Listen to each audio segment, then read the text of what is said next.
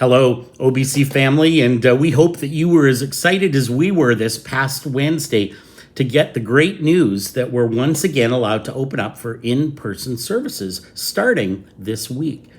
We've been waiting a long time to hear those words, haven't we? And what made the news even better is that we get to be part of one combined service.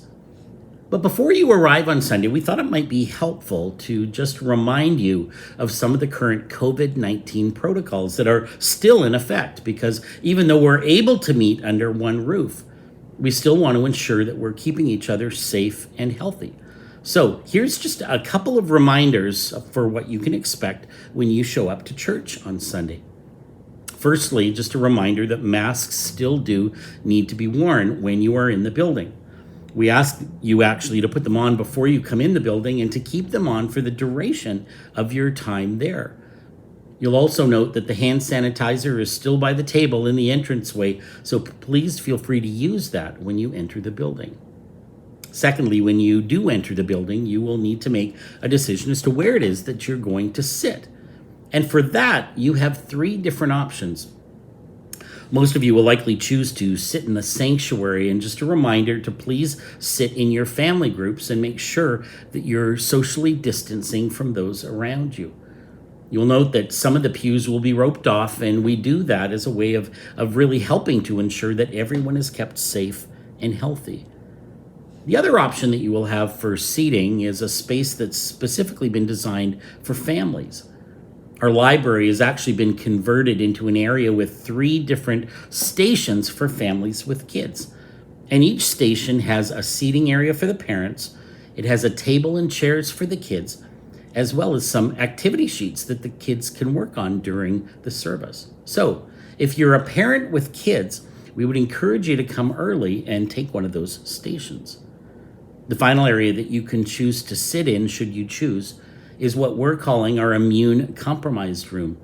And we've converted our nursery into a space for those of you who might feel compromised or concerned about catching COVID. And if you're looking for a space with fewer people in it, then this is the space that you should choose. The space can hold up to 6 people. And again, we would encourage you, if that's a space that you'd like to use, to please come early and reserve your spot. Well, the final reminder that we want to pass on to you relates to social distancing. And by now, we all know the drill, right? We've heard it many times before. It's okay to visit, but we do ask that when you do so, you do it at a safe distance from one another.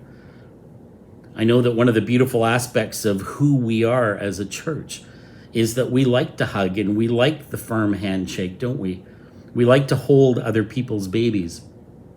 But for just a little while longer, we're going to ask you to refrain from doing that.